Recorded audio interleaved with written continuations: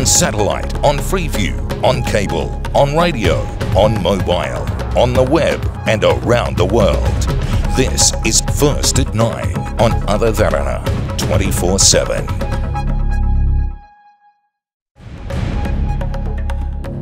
Tonight, solutions pending. For the fourth day, motorists are forced to wait in long queues for fuel. But for the next 2 to 3 days, if they don't get panicked, we won't have a problem. Developing cities. Prime Minister Ranil Wickremesinghe reveals the development plan linked with major cities of the country. Saitam issue. Medical Faculty Students Parents Association begins a fast unto death campaign against Saitam. Tragic accident. A bus and a three-wheeler collides in Mundalama, claiming 7 lives and over 40 injured. And in international headlines, Texas church massacre. 26 killed and dozens injured as gunmen opened fire during Sunday church service.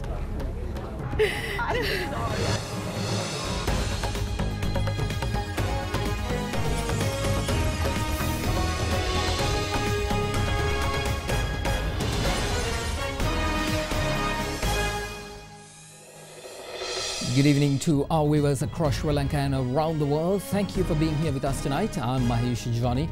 Tonight we want to begin with an update on the fuel crisis.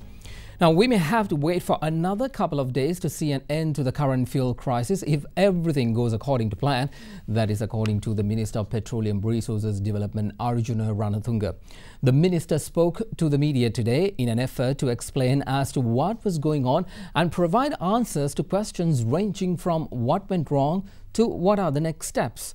Minister Arjuna Ranatunga also stated that he had political influencers asking to unload the substandard oil brought in by the IOC. The public continued to face inconveniences for yet another day as several filling stations remain closed, citing lack of fuel.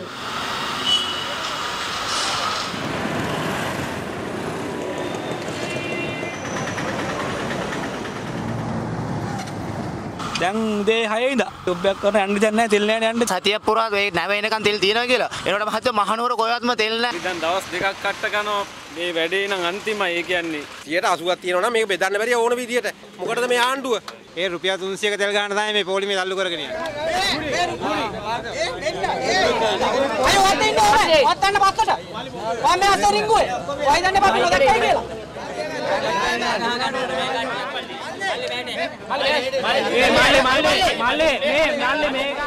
Meanwhile, addressing media today, Minister of Petroleum Resources Development, Arjuna Ranatunga said the country has sufficient fuel stocks and the public should not panic. No, I think most probably as soon as we get the next shipment, we are going to start distributing right around the country. So most of the issues will be gone. But for the next 2 to 3 days, if they don't get panic, we won't have a problem. But the issue is the panicking button. I don't blame the public. Now even a car or a three-wheeler, if they pump for about 1,000 rupees or 500 rupees, now that they are trying to get it full, it has never happened in the history. Even the bikes generally they pump 200 rupees, but now they want it to be full, and even the cans they want it to be full. So this panic button has created another issue. So that is the reason that we wanted them to stop giving to the bottles and the small cans. Minister, why isn't a proper mechanism put in place to deal with such situations? I totally agree. I'm only 3 months here. Some of the things when I come to a ministry, I can't change it overnight. You need little time to settle down and analyze all these things. You wait and see now that I know how to take decisions. We had enough safe stocks in the country? We had enough till the 9th. So if this panic button didn't come through, we could have managed it properly. That's the reason that the first 2 days we never had a problem. But after these messages, SMS messages and some other internet issues, they were trying to create an issue. And some of the unions were trying to politicize this. There are political people also asking to get this shipment inside. I don't have to answer anyone other than the President and the Prime Minister in this country and the public. We rejected this particular shipment because it was not good enough for the country. And the repercussions might have been worse if we got this thing into the country. I'm very sorry this particular issue happened, but I know how to sort it out. Meanwhile, Lanka IOC refutes allegations that they are responsible for current fuel crisis. We got a ship in the second week of October, and when it was on the delivered basis, that means The quality and quantity and everything is the responsibility of the supplier. Product is tested by the laboratory, which is a CPSTL laboratory. Visible impurities were observed in the product. So sample was rejected. After rejecting the sample, immediately we rejected the parcel of the Total company. On 31st, it was decided that this will not be accepted. So immediately we have refused to take the product and we have stopped all the activities. The ship trending at Trincomalee, which is not on our account, so we are going to initiate action against the company. We are having only 16% of the market share and our stocks are there to meet our requirements, and we are releasing small quantity from Trincomalee also every day. And whatever is being told that there is anything wrong done by the Lanka IOC, I refute all the things which are mentioned there. However, Minister Ranatunga said the Lanka IOC fuel tanker containing substandard fuel is still anchored at the Trincomalee port. අපි මේ නැව මෙතනින් එපා කියලා යවුවාම අන්තිමටම මේගොල්ලෝ ගෙන් තිරිකොණාමලේ නවත්තලා තියෙනවා. ඉතින් තාම ඒක ගෙනihin නැහැ. We have categorically told the officials not to give a small inch to get wrong oil to this country. From the Trincomalee, officially they can distribute 5% to their sheds. From Colombo, we distribute to their sheds as well. It's not only for the CPC sheds. Even for the IOC sheds, we distribute from our own points like Muthurajoil and Kolonnawa. The minister also went on to speak of future plans to ensure that a situation as this does not reoccur. You know, one of the issues we go through, we are looking at 40,000 metric tons, and we are not going to do that year after. We are going to look at the shorter parcels. Only thing is that it will be a little expensive, but we can't look at the monetary side. We might have to look at the other sides as well. So we took a decision today not to allow this to go down to about 50 and get the next shipment, but we are going to have a certain number fill most of the time. It's the reason that as a government, they need to take a decision whether we should do it or not. Now, as the issue heats up, various people in the world of politics express their views over the matter. The vessel that was scheduled to arrive will now arrive on the 9th. If it had arrived on time, we would not have been in this situation. I have handled this ministry. I have written a book after researching on the nuances occurring in the fuel and power sectors.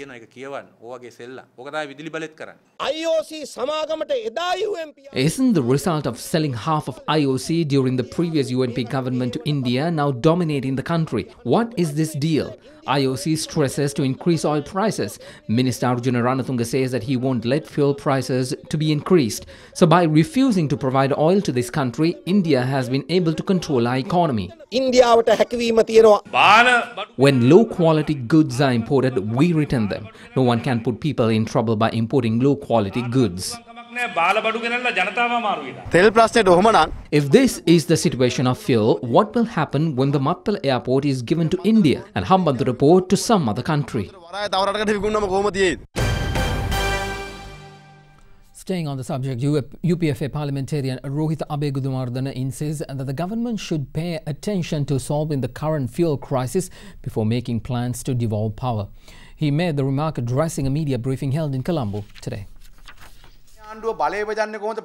How can the government consider working on devolution of power when they can't even distribute fuel?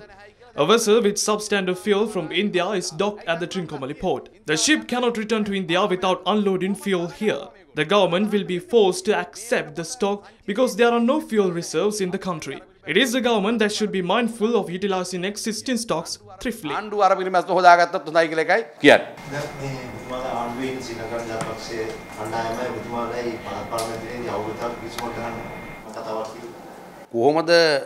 How can we sign agreements with them when one of our party patrons has threatened to attack us? Former President Chandrika Kumaratunga wants to appoint Ranil Wickremesinghe as president of this country in 2020, as per her agreement with the United National Party. There is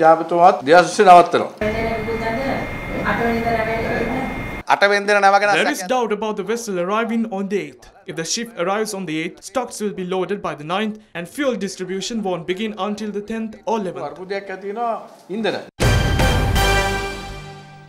Well, tragic news to report to you tonight. 7 deaths were reported in an accident this morning where a bus toppled near the 10th mile post in Mundalama along the Colombo-Puttalam road. 44 others who sustained injuries are being treated at the Puttalam, Chilau and Mundalam hospitals. While further investigations into the incident are underway, the driver of the bus has been taken to police custody. The bus plying from Colombo to Jaffna reached Mundalama in Putlam by 8 am. The collision occurred when the high-speeding bus attempted to overtake a three-wheeler near the 10th post in Mundalama. It is suspected that the driver lost control of the bus.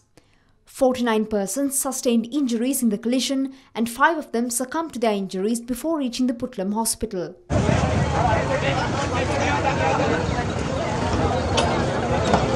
The driver of the three-wheeler had sustained injuries.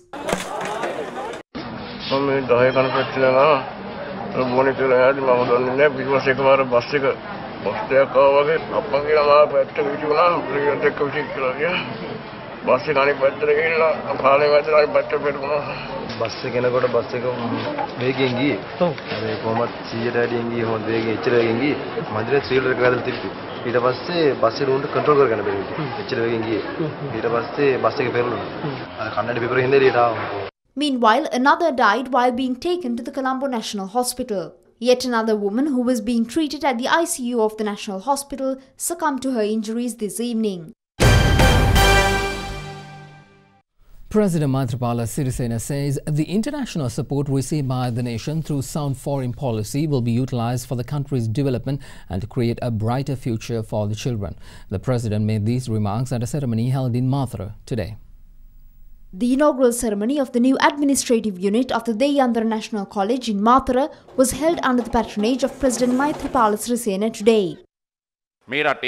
In order to build the economy, we will fulfill our responsibilities as a government in addition to developing the education sector by strengthening the policy of free education and providing additional resources. We saw a reduction in agricultural output due to droughts faced over a period of 1.5 years that created challenges for national food production. We had to import excess rice and food items. But this issue is not only faced by our nation. Many countries face aggravated economic issues due to extreme weather and climate change. In addition to strengthening the education sector, health and other public welfare services, the government has given prominence to agriculture in order to build the economy of the country. Prime Minister Ranil Wickremesinghe today elaborated on the key regions the government will be focusing on with regard to the initial development process planned for the next few years. He was addressing the inauguration ceremony of the 8th CityNet Congress held today. During the event, the Premier also discussed creating the largest urbanized area in South Asia through the establishment of the Western Megapolis, which will be populated by 8 million people. The 8th CityNet Congress has been organised in line with the 30th anniversary of the network, which falls this year. Current President of CityNet, Mayor of Seoul, Park Won-soon, CityNet Secretary General Vijay Jagannathan, Speaker Karu Jayasuriya, Colombo Municipal Commissioner VKA Anura also attended the event today.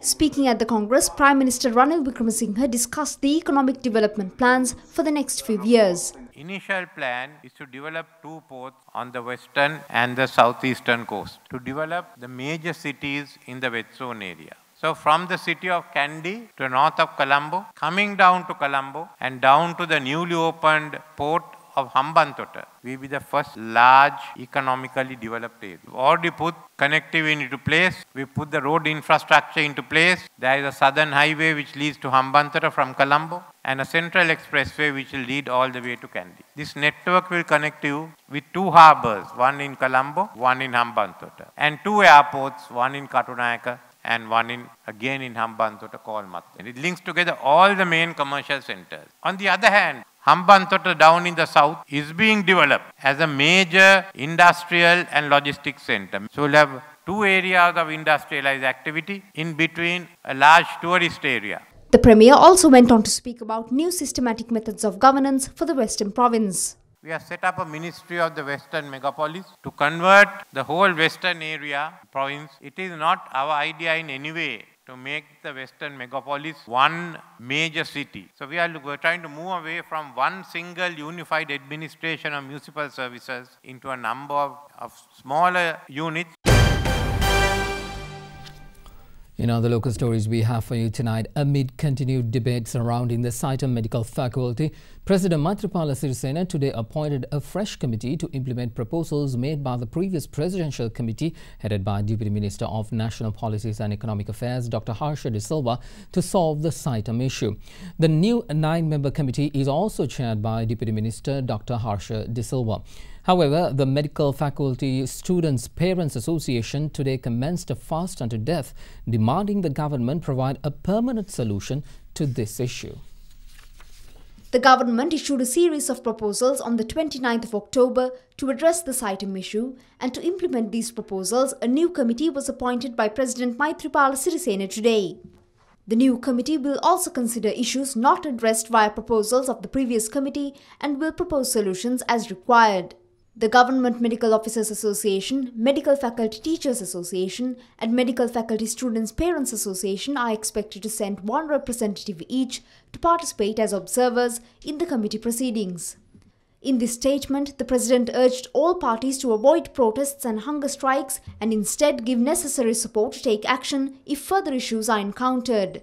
The Medical Faculty Students Parents Association, however, commenced a march from the Medical Students Hostel of the National Hospital towards National Dental Hospital, where they commenced a fast unto death, urging the government to give an acceptable solution. Meanwhile, in Kurunagala and Tangol, protests demanding the closure of Saitam Degree Awarding Institute got underway.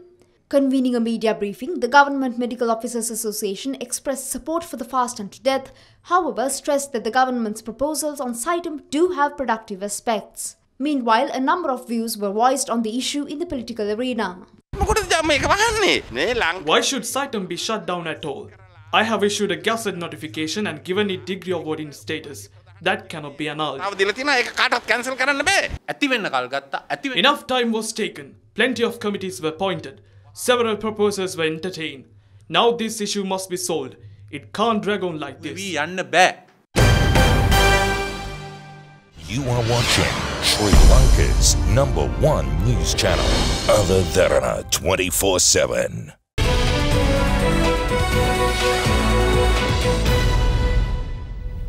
Welcome back everyone, on to business news now. Former chairman of the National Construction Association of Sri Lanka, Jayasiri Samarathunga, urges the government to establish a construction industry development fund as mentioned in the Construction Industry Development Act number 33 of 2014. Speaking exclusively to First at 9, Samarathunga said the benefits that will be gained with the establishment of the fund will encourage youth to consider the construction industry as a potentially successful career. Samarathunga had submitted a set of proposals to the Ministry of Finance and Mass Media on the 9th of October, highlighting the importance of the fund along with other solutions to several pressing issues the industry is currently facing.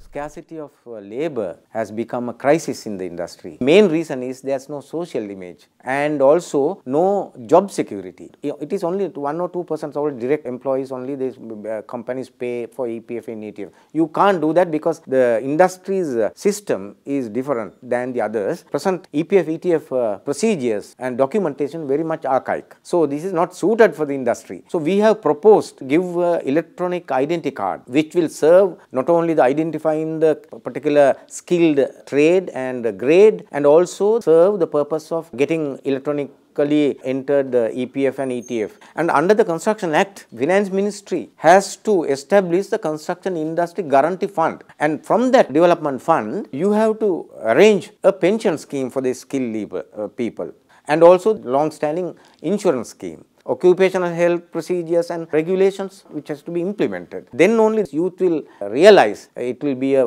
established career, which is not done for the last 3 years. Instead of that, this type of things, they go and ask permission to get unskilled people from Myanmar, Bangladesh, India. The president himself mentioned that there is about more than 300,000. So according to the act, those who are skilled people only that you can get, but it is not so. Samarathunga went on to highlight the need to monitor the booming luxury apartment projects in Sri Lanka. All these industries are given the land on concessionary basis and 100% tax free and 100% duty free under BOI projects. Somebody has to analyze whether that will serve the priorities of the country. There should be an organization like that in order to monitor what are the natural resources being used, how can we plan, and there is no such monitoring body. That has to be independent, not from the professionals who are interested in commercial profit making. Samaratunga also highlighted the responsibility of the Construction Industry Development Authority to encourage entrepreneurs in the industry. There should be more and more entrepreneurs in the construction industry, especially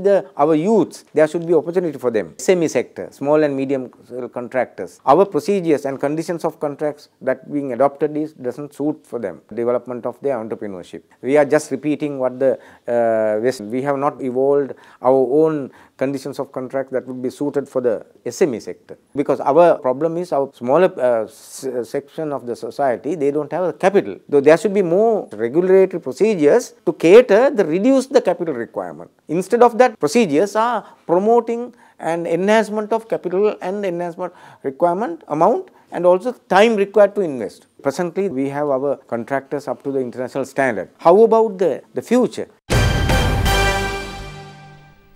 Sri Lanka and the United States convened the second partnership dialogue today. The meeting was led by Foreign Secretary Prasad Karivasam and U.S. Under-Secretary for State for Political Affairs Thomas Shannon. The partnership dialogue demonstrates the consolidation of cooperation between the two countries and serves to further strengthen and enhance bilateral relations through regular and structured engagement. The vision to develop Sri Lanka as a regional hub for trade and investment in Asia, connecting trade flows among Asian, Indian, the Middle East and Africa through free and open seas that would be key to the growth to the region was discussed. Ambassador Shannon is the most senior US official in the new US administration to visit Sri Lanka. Cooperation between United States and Sri Lanka cover multitude of areas, from law enforcement to counter narcotics, counter terrorism, helping address fiscal and debt challenges, strengthening rule of law, transparency and democracy, reconciliation and livelihood support efforts, and military cooperation, just to name a few. I commend Sri Lanka on its courageous decision to commit to a process of reform that promotes greater equality and prosperity for all Sri Lankans, regardless of ethnicity or religion. The United States fully supports those working to build a reconciled Sri Lanka and commends the positive steps towards a new constitution and post-war justice, reconciliation, and accountability. Additionally, I am pleased to announce a new $21 million project by the U.S. Department of Agriculture through the Food for Progress program. This program will help increase the productivity of Sri Lanka's dairy sector and connect thousands of Sri Lankan farmers to local and regional markets. Well, other Derana clinched 3 awards at the 2017 National Sales Congress organised by the Sri Lanka Institute of Marketing in Colombo recently.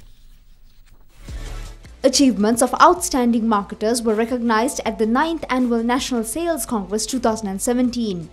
Head of Sales for Other Derana 24/7, Natalie Samarasinghe, clinched gold for Outstanding Female Salesperson of the Year. She also clinched silver in the Outstanding Sales Executive category. Account Manager for FM Derana, Buddhika Nanayakara, won the award for Best Media Analyst at NASCO 2017. Let's take you to the stock market now. Sri Lankan shares fell today to a 2-week closing low as investors awaited the central bank's monetary policy decision and the national budget presentation scheduled this week. The Colombo Stock Index closed 0.28% weaker at 6,602.72, its lowest since 24th of October. Well, let's now take a look at how the Sri Lankan rupee traded against other currencies during the day today.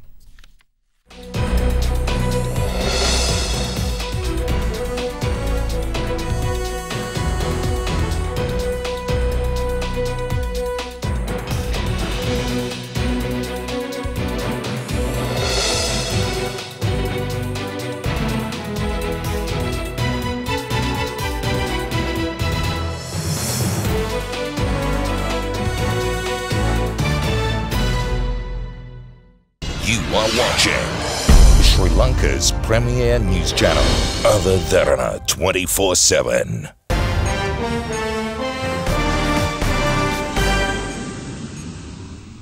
Let's move on to international news now. At least 26 people, including children as young as 5 years old, were killed after a gunman opened fire during Sunday service at a church in Texas, USA yesterday.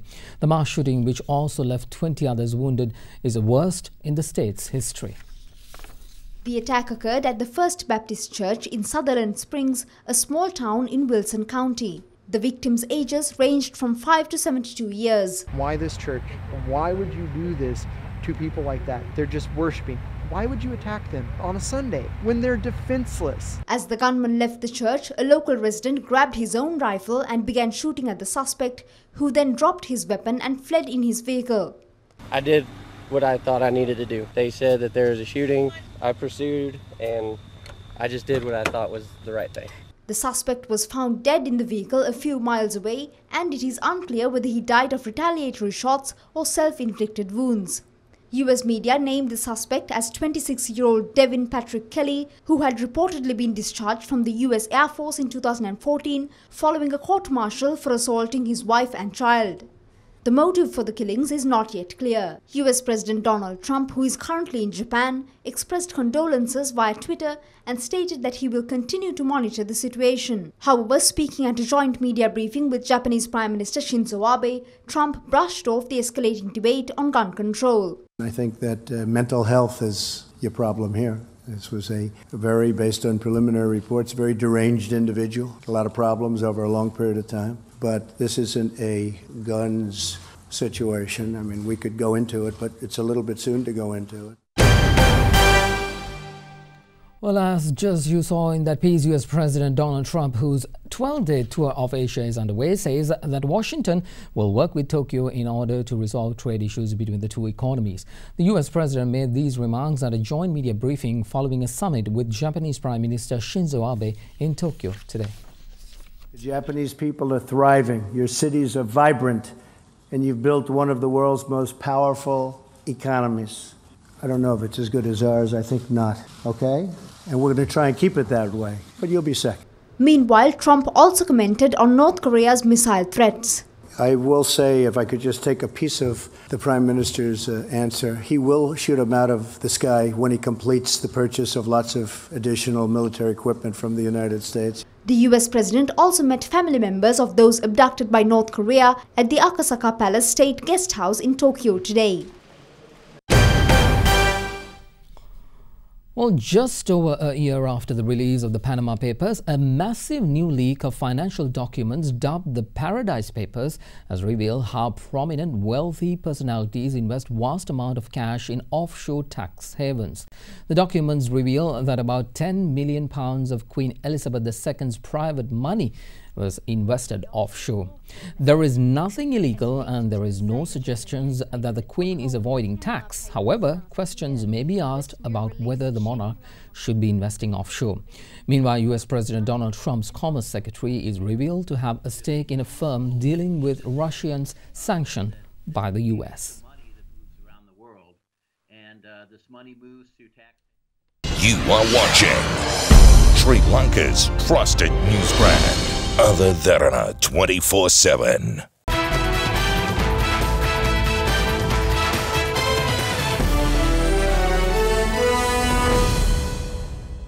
On to sports now. Navy Sports Club kicked off the new season with a hard-fought win against rivals Army SC 20-14 in their first game of the season in the Rugby League 2017. The match was worked off at the Valisara Navy grounds.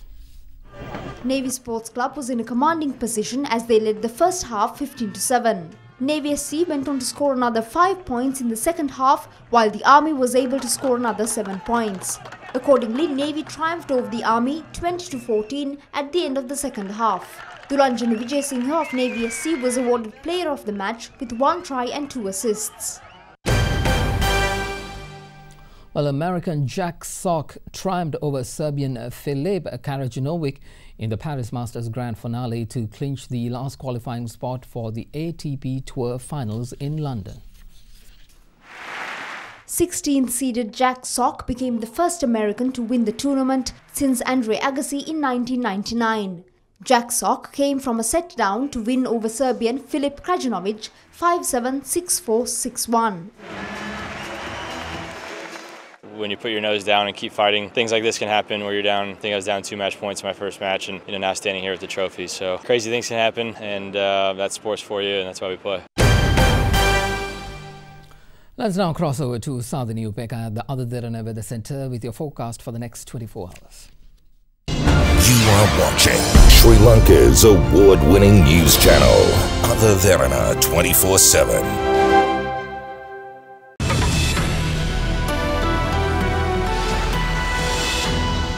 Good evening and welcome to the Weather Centre. Now tomorrow's temperatures will average at around 27 degrees Celsius in coastal areas, maxing out at 29 degrees in some places. The central hills will see cooler temperatures in the low 20s. Now a low pressure zone will form across most parts of the island during the latter half of the day, bringing widespread showers and thunder showers. That's it from the Weather Centre tonight. Up next is your city by city forecast.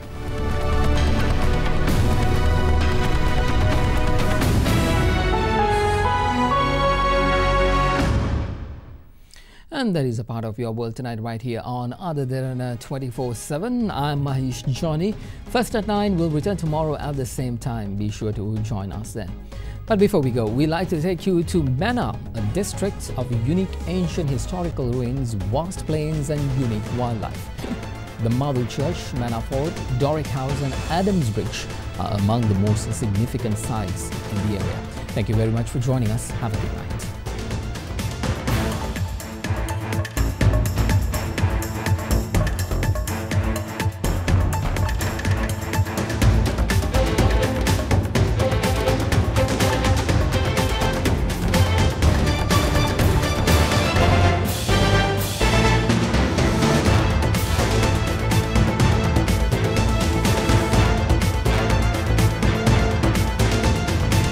Bringing you the news and information 24 hours a day. This is Sri Lanka's premier news channel, Other Derana 24/7.